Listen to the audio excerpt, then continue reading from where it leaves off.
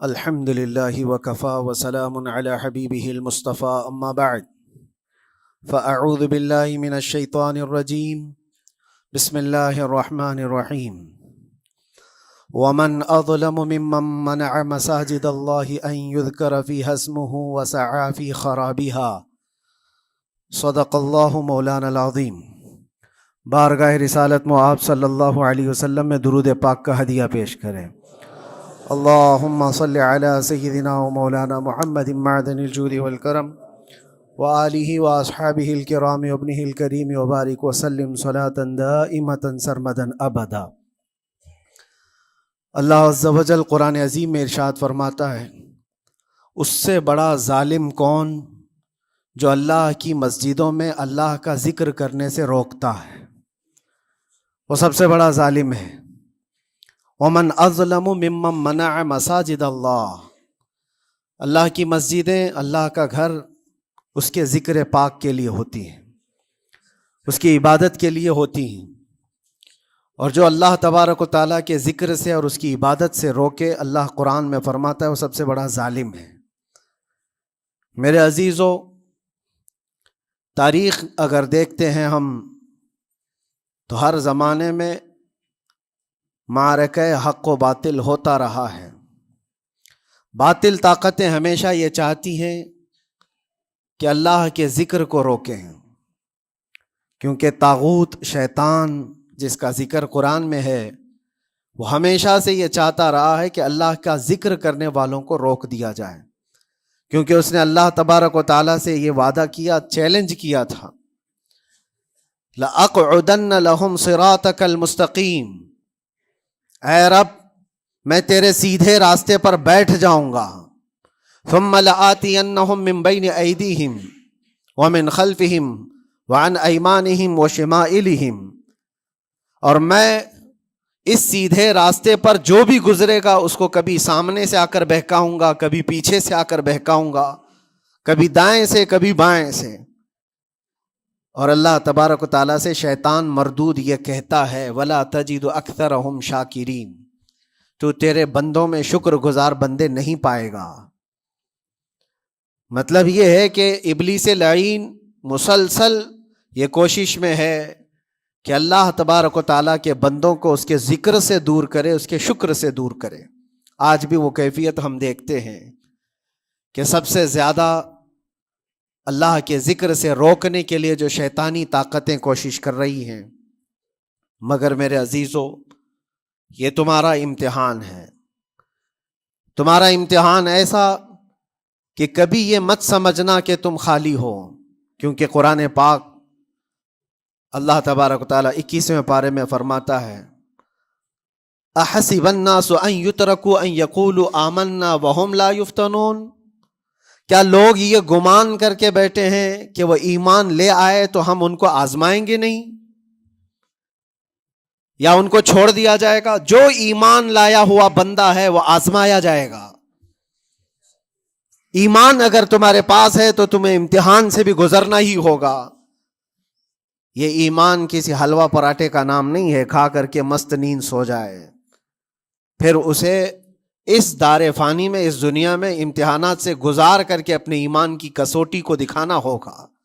اسی لیے قرآن یہ بھی کہتا ہے کہ تمہیں کیسے کیسے آزمایا جائے گا، وَلَنَبْلُوَنَّكُمْ بِشَيْءٍ مِّنَ الْخَوْفِ وَالْجُوعِ وَنَقْصٍ مِّنَ الْأَمْوَالِ وَالْأَنفُسِ وَالثَّمَرَاتِ، ہم تمہیں آزمائیں گے کبھی بھوک سے، کھانے کی قلت سے، اور کبھی خوف سے، ڈر آئے گا تمہارے پاس، اور پھر اللہ تعالیٰ فرماتا ہے کبھی مال و دولت کی کمی سے، وَنَقْصٍ مِّنَ الْأَمْوَالِ وَالْأَنفُسِ، کبھی لوگوں کی جان چلی گئی ہو، کثرت سے تمہارے عزیز مر گئے، یہ بھی آزمائش ہے، اور پھلوں کی کمی۔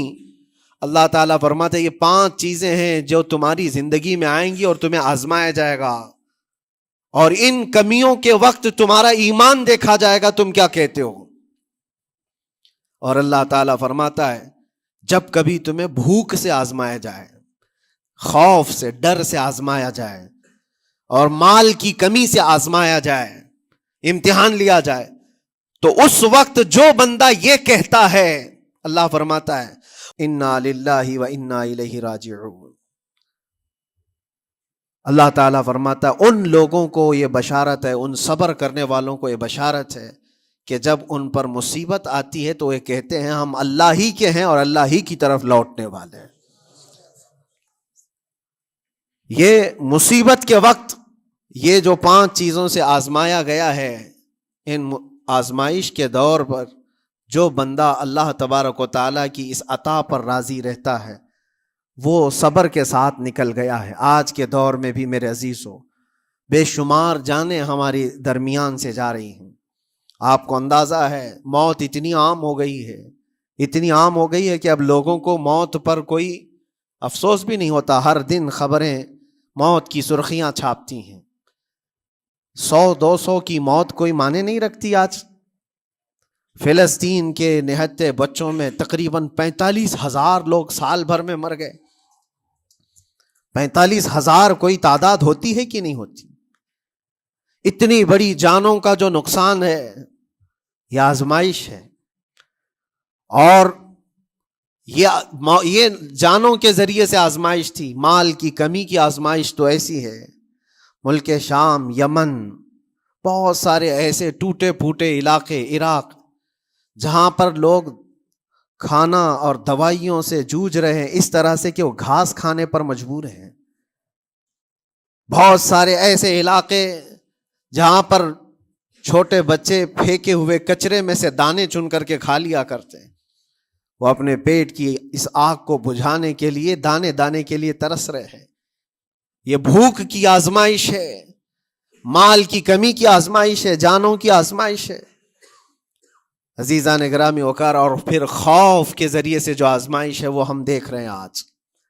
خوف ظالموں کے ذریعے سے تم پر مسلط کیا جائے گا۔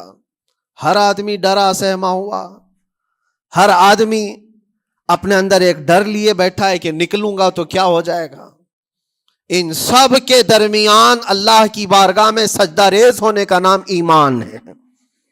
سب حالات ہوں گے اس طرح سے، اور انہی حالات کے درمیان جو بندہ اپنا سر جھکاتا ہے مولا کریم کی بارگاہ میں وہ ایمان والا ہے۔ آؤ اگر ایمان کی کمال کی مثال دیکھنا ہے تو کربلا کے میدان میں کون کون سی آزمائشیں تھیں۔ بھوک کی بھی آزمائش ہے، پیاس کی بھی آزمائش ہے، جان کی بھی آزمائش ہے، خوف کی بھی آزمائش ہے۔ سب چیزیں ایک ساتھ کربلا کے میدان میں آئی۔ رسول اللہ کے گھرانے پر، اہل بیت پر وہ کیسا عظیم امتحان تھا جب وہ 72 لوگوں کا 82 لوگوں کا قافلہ بھوک اور پیاس سے جوجھ رہا ہو، 3 دن سے ان کے اوپر کھانا اور پانی بند ہو، اور ان شہزادوں کے ایمان میں ذرا برابر بھی فرق نہیں آتا، نہ ان کے ایمان میں، نہ حوصلے میں، نہ ہمت میں فرق آتا ہے۔ 3 دن کے بھوکے اور پیاسے باطل سے نپٹنے کے لیے کس طرح سے کمر بستہ ہے۔ یہاں تک کہ بھوک کی شدت ایسی تھی کلیجہ منہ کو آئے، 6 ماہ کا بچہ بھی روتے روتے زبان جس کی سوکھ گئی ہو، وہ ماں جو بچے کو دودھ پلاتی ہے اس کے سینے سوکھ چکے ہوں، دودھ ختم ہو چکا ہو ماں کے پستانوں میں، کیسی قلت ہوگی۔ پانی کا ایک قطرہ ان کے گھر تک نہیں پہنچ پاتا، ماں اپنے بچے کو دودھ نہیں پلا سکتی تھی۔ اس سے زیادہ کیا آزمائش تھی؟ یہ بھوک اور پیاس کی آزمائش۔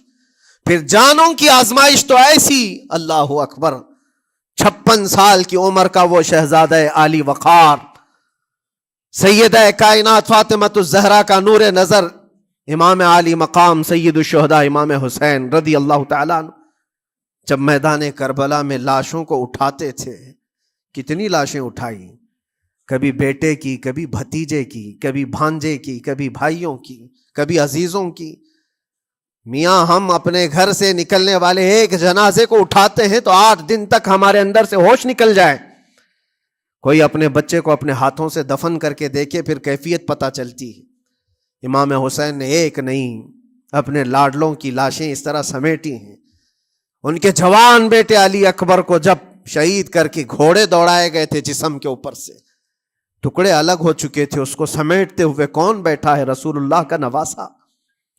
اور 6 ماہ کے بچے کو ہاتھ کے اندر ظالموں نے تیر سے ایسا مارا تھا کہ حلقوم پہ چلا گیا ہو، اور 6 ماہ کے علی اصغر کا خون جب امام حسین کے چہرے پر اچھل جاتا ہو، کسی باپ کے ہاتھ میں بیٹا وفات کر جائے اور پھر وہ لے کر کے خیمے میں آئے اور ادھر سے بلکتی ہوئی ماؤں کو اور بہنوں کو بھی دیکھے، ان میں بھی صبر کی تلقین دے. کبھی کبھار میں سوچتا ہوں اللہ یہ کیسے امتحانات سے گزرا تھا فاطمہ کا لال، کیسے امتحانات سے. بھوک اور پیاس کی شدت الگ، یہ جانوں کی شدت، جانوں کے جانے کا غم الگ، عزیزوں کی لاشوں کو اٹھانے کا بوجھ الگ، پھر اس پر 22,000 کا لشکر جرار سامنے، اس کا خوف لوگوں کے اوپر ڈالا جا رہا ہے. عزیزان گرامی وقار، یہ سب چیزیں کیا امام حسین کے قدموں کو ڈگمگا گئیں؟ کیا ان کے خاندان والوں کو بکنے پر مجبور کر دی؟ کیا انہوں نے سمجھوتے کر کے اپنا سب کچھ بیچ ڈالا؟ ایک خیمے کا بچہ بھی، خیمے کا ایک بچہ بھی امام حسین کا نکل کر کے آیا ہو تو مجھے تاریخ بتا دو.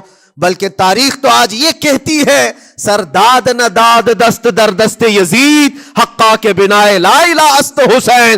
سر دے دیا مگر ہاتھ یزید کے ہاتھ میں نہیں دیا. حق تو یہ ہے کہ لا الہ کی جڑ کا نام حسین ہے. آج وہ امتحان قیامت تک کی تمہارے ساتھ ہوتا رہے گا، قیامت تک تمہارے ساتھ یہ آزمائش ہوتی رہے گی، کبھی بھوک سے، کبھی ڈر سے، کبھی جانوں کے نقصان سے. لیکن پھر تمہیں دیکھا جائے گا تم بکتے کتنے ہو، نکلتے کتنے ہو، ہواؤں کے پجاری کتنے ہیں، خواہشات نفس کو ماننے والے کتنے ہیں، اپنے کمفرٹ زون میں جینے کے لیے ایمان کا سودا کرنے والے لوگ کتنے ہیں. یہ آزمائش ہوتی رہے گی. میرے عزیزو، ایمان اس کا نام نہیں ہے کہ تم گھر میں آرام سے بیٹھے رہو گے اور کوئی امتحان نہیں ہوگا. امتحان تو ہوگا، آزمائش تو ہوگی. آج جو بھی حالات ہیں اس پر میں یہی کہوں گا، ایک بات ہو سکتا ہے کروڑوں مسلمانوں کے دلوں میں آج یہ نروس پن آئے، اتنے برے حالات ہوتے ہیں، اللہ ہمارے ساتھ ہے یا نہیں؟ اللہ ہمارے ساتھ ہے یا نہیں؟ ایمان ہمارا صحیح ہے یا نہیں؟ اسلام صحیح ہے یا نہیں؟ یہ شک بھی شیطان تمہارے دل میں ڈالتا ہے. کبھی تمہارے اوپر مصیبتوں کے پہاڑ ٹوٹ جائیں تو شک ڈالتا ہے شیطان تاکہ تمہارا ایمان ڈگمگا جائے. میرے عزیزو، مسلمان ہونے کا مطلب یہ نہیں ہے کہ تم صرف محلات میں جیو گے اور تخت و تاج کے مالک ہی رہو گے، ایسا نہیں ہے. ایمان والوں کو احد میں 70 جانیں بھی دینی پڑی ہے. بدر میں ان کے ساتھ جو معاملات ہوئے ہیں، فتح اگرچہ بدر میں ہوئی لیکن جنگ احد کا اگر منظر دیکھو گے، اللہ اکبر. وہ رسول پاک صلی اللہ تعالی علیہ وسلم کے شہدائی صحابہ جب احد کے میدان میں کھڑے تھے، 70 صحابہ کی ایسے جانیں گئی ہیں. اگر میں تفصیل بتاؤں تو بہت لمبا وقت ہوگا. ایک صحابی ہیں حضرت انس بن نزیر، پورے جسم میں ایک انگلی کے علاوہ کچھ نہیں ملا، کچھ نہیں ملا. شہادت کی ایک انگلی سے ان کو پہچانا گیا. حضرت سعد بن ربیع، یہ ایسے صحابی ہیں جن کا پیٹ پورا پھاڑ دیا گیا تھا اور 12 نیزے مارے گئے تھے. وہ سید الشہداء امیر حمزہ بھی تو اسی احد کے میدان میں شہید ہوئے، جن کو بھالے سے مارا گیا اور چیر کر کے ان کا کلیجہ چبایا گیا تھا. عبداللہ بن جہش اسی میدان میں انتقال کیے ہیں، جن کے جسم کے 80 ٹکڑے کر دیے گئے تھے اور ہر ٹکڑے کا ہار بنا کر ظالموں نے پہنا تھا، ہار بنا لیا تھا جسموں کے. یہ سارے منظر احد کے میدان میں ہوئے. اور کون سے ایمان والے؟ وہ رسول اللہ کی اقتداء میں نماز پڑھنے والے، حضور پاک کے چہرے انور کو دیکھنے والے. جب ان کے ساتھ یہ آزمائشیں ہو سکتی ہیں تو ہم کون سی گاجر مولی ہیں؟ ہمارے ساتھ بھی آزمائشیں ہوں گی. جس کا جیسا ایمان ہوگا ویسا وہ امتحان بھی دے گا، اسی امتحان سے وہ گزارا جائے گا. مگر میں آج کروڑوں مسلمانوں کے دلوں کے بارے میں یہ بات کہنا چاہتا ہوں کہ اگر نروس پن ہے کہ یہ حالات ایسے کیوں ہیں، حالات ہر زمانے میں ہوتے رہیں گے. ستیزہ کار رہا ہے ازل سے تا امروز، شرار ابو لہبی سے چراغ مصطفی. یہ ہماری تاریخ ہے، یہ تاریخ ہے میرے عزیزو. اللہ تعالیٰ قرآن میں فرماتا ہے تِلْكَ الْأَيَّامُ نُدَاوِلُهَا بَيْنَ النَّاسِ. یہ دن ہیں جو ہم لوگوں کے درمیان پلٹتے رہتے ہیں. کبھی تم بادشاہ بنو گے، کبھی فقیر بن جاؤ گے. اور آج جو تخت پر ہیں ہو سکتا ہے وہ کل ڈگر ڈگر گھوم رہے ہوں. آج جن کو طاقت کا نشہ ہے ہو سکتا ہے وہ بھیک مانگنے پر بھی مجبور ہو جائے. لیکن ایک بات یاد رکھنا، نروس پن اپنے دل میں آنے نہ پائے. ان حالات سے دیکھ کر کے گھبرا نہ جانا. ایمان تمہارا سچا ہے، اللہ کل بھی تمہارے ساتھ، آج بھی تمہارے ساتھ. بس تمہاری عبادت میں فرق آنے نہ پائے، تمہارے سجدوں میں کمی ہونے نہ پائے، تمہارے ایمان میں تزلزل آنے نہ پائے. اللہ ایک ہے تو ایک ہے، اللہ سچا ہے تو سچا ہے. میں نے اللہ کو نہیں دیکھا لیکن اللہ پر ایمان ضرور ہے. یہ یقین اور یہ عقیدہ تمہارا مضبوط رہے. ہاں ہمیں معلوم ہے، کچھ لوگ ہم سے پوچھتے بھی ہیں، اللہ تبارک و تعالیٰ پوری کائنات کا مالک، جس نے ہر چیز پیدا کیا اور اس کی عبادت کرنے والے ہو آپ، لیکن پھر اسی اللہ رب العزت کی یہ مسجدیں کیوں ڈھائی گئی؟ کیوں مسجدوں کو ختم کیا جا رہا ہے؟ اللہ کے ذکر کو روکنے کے لیے طاقتیں پوری مسجدوں کو ڈھانے کی کیوں بات کرتی ہیں؟ پھر اللہ کچھ کیوں نہیں فرماتا؟ میرے عزیزو، یہ کائنات ہے جس کو اللہ نے اسباب پر بنا کر بھیجا ہے اور تمہیں عمل کے لیے بھیجا گیا ہے. تمہارا عمل دیکھنا ہے، تم کتنے پابند ہو، تم کتنے اپنی حفاظت کرتے ہو، تمہارے ایمان کی، تمہاری عبادتوں کی، تمہاری مسجدوں کی. تم مسجدیں خالی کر کے گھوم رہے ہو، فجر کی نماز میں اپنے گھروں پر سوئے ہو اور پھر اللہ کے گھروں کی حفاظت کی بات کر رہے ہو کہ مسجدیں ڈھائی جا رہی ہیں، مسجدوں پر آکرمن ہوتا ہے. یہ ساری باتیں کیوں؟ تم جب ان صفوں کو خالی کر دو گے، یہ مسجدیں چیخ چیخ کر پکارتی ہیں اللہ کی بارگاہ میں. پل بھر میں بنا لی، شب بھر میں بنا لی مسجد تو ایمان کی حرارت والوں نے. من اپنا پرانا پاپی تھا، بچپن سے نمازی بن نہ سکے. مسجدیں بڑی بڑی شاندار بنا لینا اور اس کو آباد نہ کرنا، یہ بھی تو ظلم ہے. آپ ان مسجدوں کی حفاظت کی جو بات کر رہے ہیں، ان مسجدوں کی حفاظت صرف کمیٹیاں بنانے سے نہیں ہوتی، نمازوں سے ہوتی ہے، اس کے اندر تلاوت قرآن سے ہوتی ہے. عزیزان گرامی، اور پھر یہ بات ان ظالموں کے لیے کہ اگر وہ ہاتھ لگا کر مسجدوں کو اٹھاڑنا، پھینکنا، اس کو اپنی طاقت کا ذریعہ سمجھتے ہیں تو سمجھ لو تھوڑے دن کی بات ہے. اگر اسی کا نام طاقت ہے کہ عبادت گاہوں کو مسمار کر کے طاقت کے تخت کو بٹھایا جائے، تو یاد رکھنا بڑھتے بڑھتے بڑھتے تمہارا نشہ کہیں تمہیں فرعون نہ بنا دے. اور اگر فرعون بن گئے تو انتظار کرو، اللہ تعالیٰ بڑے بڑے فرعونوں کو صرف پانی سے ہلاک کرتا ہے. بہت بڑے بڑے نمرودوں کو اللہ تعالیٰ مچھر سے ہلاک کرتا ہے. وہ ابرہہ بھی تو آیا تھا جو کعبہ ڈھانے کے لیے آیا تھا، ہاتھیوں کا لشکر لے کر آیا تھا، جس کا ذکر قرآن پاک میں الم تر کیف فعل ربک باصحاب الفیل. اے محبوب، کیا آپ نے نہیں دیکھا ہاتھی والوں کے ساتھ اللہ نے کیا معاملہ کیا؟ پورا ہاتھیوں کی فوج لے کر آیا تھا کعبے کو ڈھانے کے لیے. ہوا کیا؟ کعبہ کو ڈھانے کے لیے اتنی خطرناک فوج تھی اور مکہ والوں میں لڑنے کی اتنی طاقت نہیں تھی. اللہ کریم نے ابابیل چڑیوں کی ایک فوج کو بھیجا. ہاتھی کہاں اور چڑیا کہاں؟ کوئی مقابلہ ہوتا ہے؟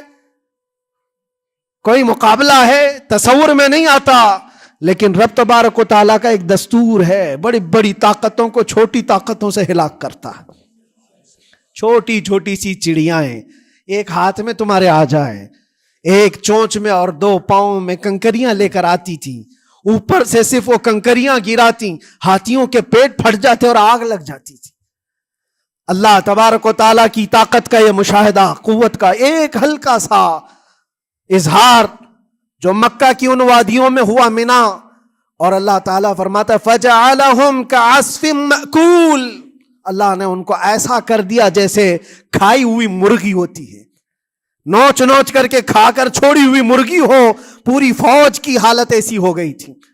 کعبہ مکرمہ کو ڈھانے کے لیے آئے، تب اللہ تبارک و تعالی ظالموں کو کس طرح سے نیست و نابود فرمایا.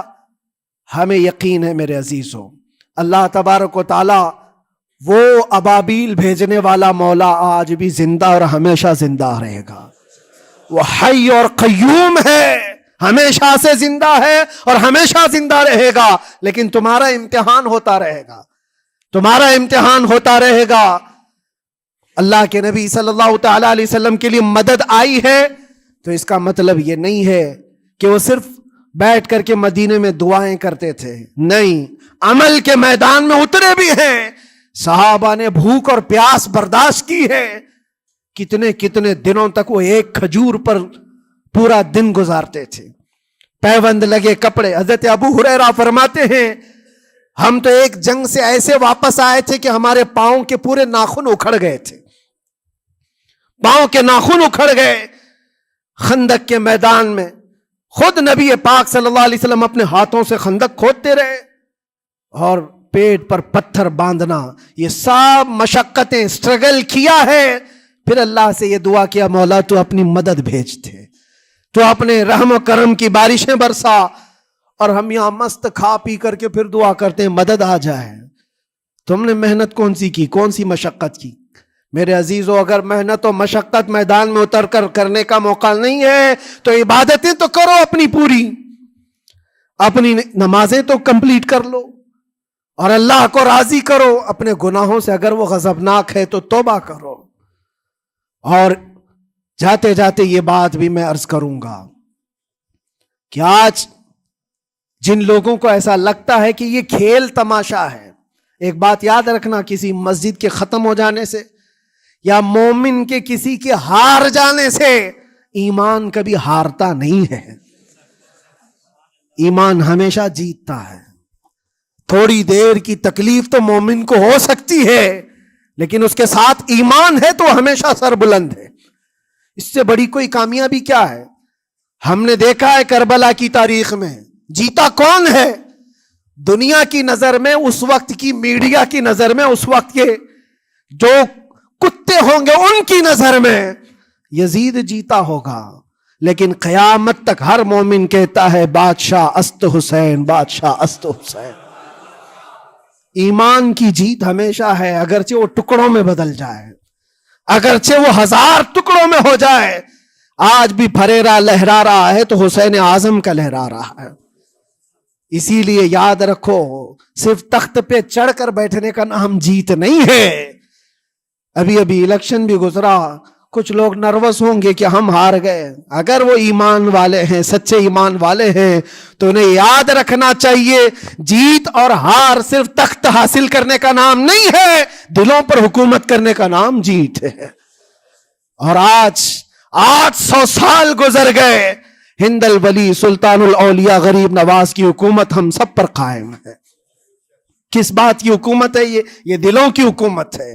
اور وہاں جو ہاتھ لگانے کی کوشش کر رہا ہے وہ اپنے ہاتھوں کو بچا لے، آگ تمہارا انتظار کر رہی ہے، آگ تمہارا انتظار کر رہی ہے۔